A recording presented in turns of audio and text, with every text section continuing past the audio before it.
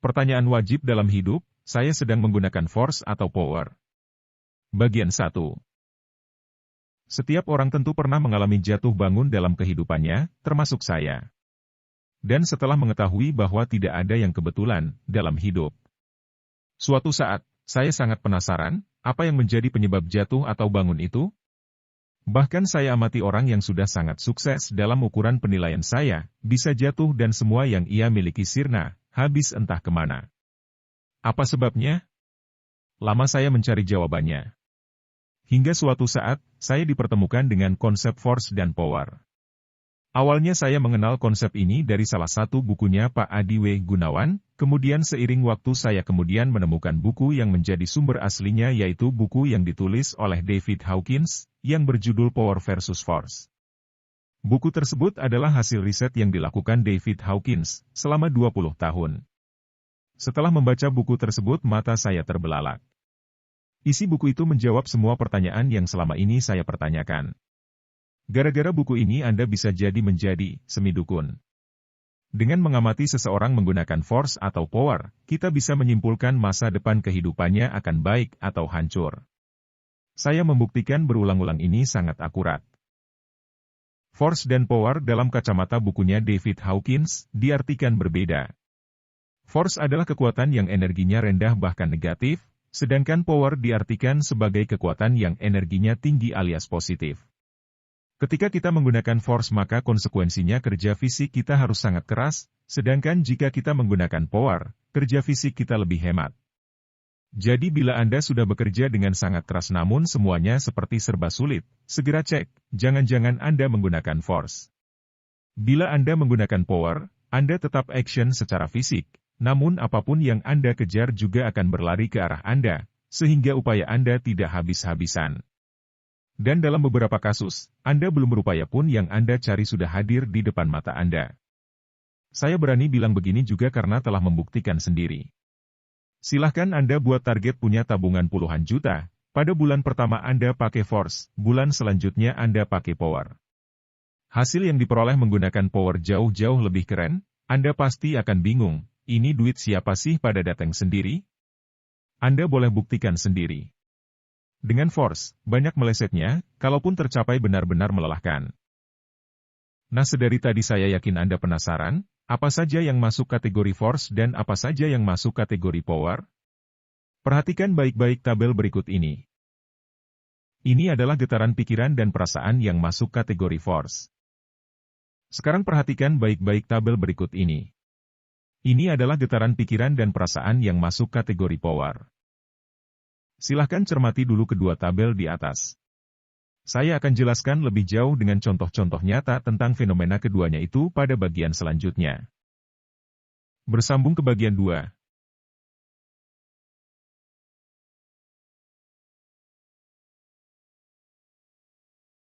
Pertanyaan wajib dalam hidup. Saya sedang menggunakan force atau power? Bagian 2. Dulu saya adalah aliran massive action, yaitu sebuah aliran di mana katanya kunci kesuksesan adalah kerja keras mati-matian habis-habisan. Kalau masih belum tercapai maka itu tanda saya masih kurang kerja keras dan kurang habis-habisan kerjanya. Waktu itu saya belum memahami soal getaran pikiran dan perasaan, ikut menentukan hasil. Oleh karenanya saya dulu menggunakan kebencian dan dendam sebagai penggerak action saya. Saya benci dengan keadaan saya, punya banyak hutang. Saya benci orang yang saya cintai, menikah dengan orang lain. Lihat, awas kamu ya. Kamu bakalan menyesal telah meninggalkan saya. Amarah itu membangkitkan api semangat menggebu-gebu bagi saya mengejar impian. Namun apa yang terjadi? Semua malah tambah sulit, utang saya malah tambah banyak. Jika kita bahas cuplikan pengalaman saya itu nampak sekali bahwa saya menggunakan force, yaitu marah dan benci. Keinginan dan hasrat yang sangat kuat terhadap sesuatu. Ya, pantas saja hasilnya amburadul. Dan jika saya berhasil mendapatkan apa yang saya inginkan, maka sudah bisa dipastikan semuanya akan amblas satu persatu. Rekan-rekan saya banyak yang mengalami begitu. Dalam hati saya prediksikan akan mengalami begini begitu dan betul terjadi. Mengapa saya bisa tahu padahal saya hanya mengamati? Karena mereka semua pakai force. Mereka bisa dapat duit banyak, punya mobil, rumah dan sebagainya. Beberapa tahun kemudian amblas semuanya dan terbelit utang 500 miliar lebih. Saya yang harus repot menerapi mereka. Semenjak saya menyadari bahaya penggunaan force ini, saya berhenti menjadi motivator. Ya, Anda tidak salah baca, saya sudah lama berhenti menjadi motivator. Saya bukan motivator saudara-saudara. Dalam pelatihan-pelatihan saya tidak lagi membombardir peserta dengan kata semangat dan impian, itulah sebabnya saya tidak cocok disebut motivator. Saya banyak membawa ke zona ikhlas, menerima, syukur dan pasrah. Karena di sanalah wilayah power. Saya mengamati peserta pelatihan saya, waktu awal-awal tahun 2007 yang saya jejali dengan konsep mengejar impian kehidupannya malah morat-marit dan mudah sekali putus asa. Yang pelajar juga prestasinya tambah morat-marit. Ini dosa saya di masa lalu yang tidak boleh terulang. Saya telah merusak kehidupan mereka dengan ajaran-ajaran di wilayah force. Sementara saya amati peserta pelatihan yang saya kenalkan dengan konsep power terutama para pelajar, malah hasil ujian nasional mereka bagus. Padahal dalam sesi tersebut mereka saya minta untuk melepaskan keinginan untuk lulus. Malah 100% lulus. Dan ini murni. Beberapa sekolah tersebut hingga saat ini telah mengundang saya memberikan pelatihan, sudah 3 kali dalam 3 tahun terakhir. Pertanyaannya, apakah force itu sedemikian buruk? Tidak. Dalam kadar yang tidak berlebihan itu bermanfaat, namun jika berlebihan akan menjadi racun dalam kehidupan. Kita ambil contoh dalam force ada rasa bersalah. Rasa bersalah ini pada awalnya sangat bagus untuk mendorong orang melakukan permintaan maaf dan bertaubat. Namun jika berkepanjangan akan sangat berbahaya. Tahukah Anda, bahwa rasa bersalah yang berkepanjangan merupakan perasaan yang paling dominan yang membuat orang melakukan bunuh diri? Oleh karenanya rasa bersalah menurut penelitian David Hawkins, berada di level terbawah yang sangat menyedot energi manusia. Artinya, sangat berbahaya. Ini pula sebabnya mengapa salah satu kunci keajaiban dalam hidup adalah memaafkan, yang dalam hal ini termasuk memaafkan diri sendiri.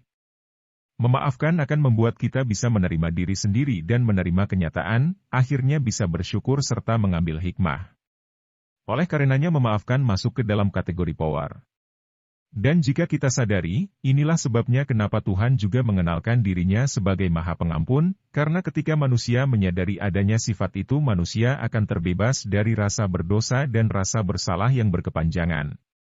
Semua sifat Tuhan yang kita kenali sebenarnya bertujuan untuk membawa setiap manusia menuju zona power, bukan zona force. Namun yang terjadi tidak sedikit orang beragama yang jiwanya kecanduan menggunakan force, bukan power. Bersambung ke bagian 3. Pertanyaan wajib dalam hidup. Saya sedang menggunakan force atau power? Bagian 3.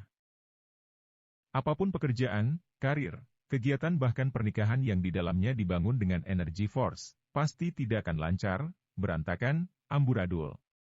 Kadang manusia yang belum menyadari ini akan melemparkan keadaan itu kepada Tuhan. Oh ini ujian, oh ini cobaan dari Tuhanku. Introspeksi dulu dong. Cek diri kita, kalau sedang dan sering menggunakan force yaitu salah kita sendiri. Mari kita lihat fenomena lain. Bukankah yang sekarang memerintah itu dulunya adalah para pendemo pemerintahan sebelumnya? Lalu kita lihat, saat para pendemo itu naik ke panggung pemerintahan apakah mereka memerintah lebih baik dari pemerintah sebelumnya? Nggak juga dan sama saja toh. Demonstrasi itu udah jadi hobi, padahal itu force. Jika Anda sekarang sudah menikah silahkan dibuktikan. Bertengkarlah setiap hari dengan pasangan Anda, lalu lihat apa yang terjadi dengan rejeki Anda berdua. Saya jamin bakalan seret. Ini yang dalam bahasa religi dikatakan, malaikat pembawa rejeki tidak bisa masuk ke rumah Anda. Seharusnya materi force dan power ini wajib diikuti oleh mereka yang akan menikah. Tuhan sudah memberikan password kepada kita sebenarnya. Untuk insan-insan yang dekat dengannya dipanggil dengan panggilan wahai jiwa yang tenang. Bukan wahai jiwa yang sukses, tapi jiwa yang tenang. Coba cermati, ada kata tenang. Itu jelas power, bukan force. Jiwa yang galau, jiwa yang penuh keinginan, jiwa yang penuh kemarahan, jiwa yang penuh dendam, ia jauh dari Tuhan. Jadi ciri sederhana saat kita jauh dari Tuhan adalah saat diri kita didominasi pikiran dan perasaan di zona force. Dan saat kita mendekati kualitas Tuhan maka diri kita dipenuhi dengan pikiran dan perasaan di zona power. Mari kita renungkan. Kita takut kepada Tuhan atau mencintai Tuhan? Takut itu force, mencintai itu power.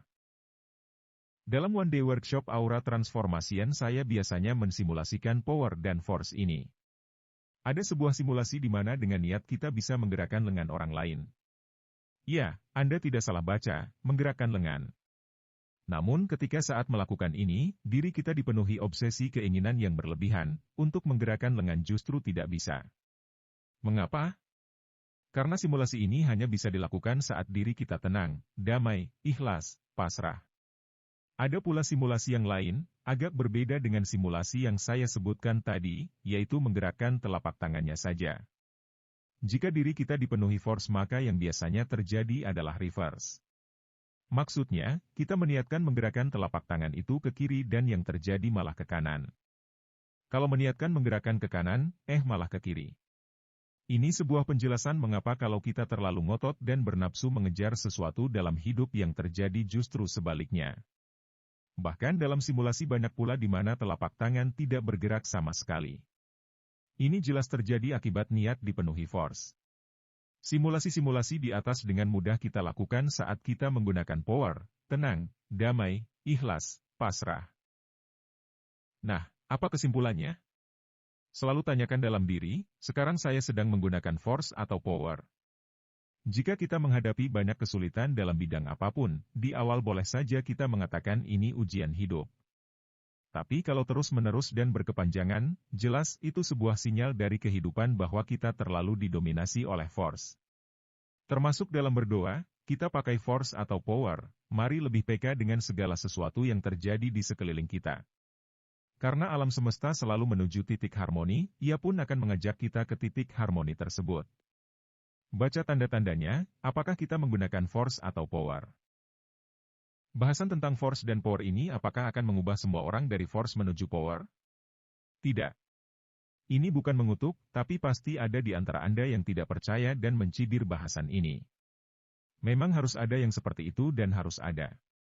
Sebagaimana yang saya sering sampaikan, ilmu pasrah hanya efektif saat banyak orang tidak percaya. Dan dari dulu sampai kapanpun semesta akan menjaga keseimbangan tersebut demi keberlangsungan kehidupan. Sampai jumpa di note selanjutnya kawan. Tamat.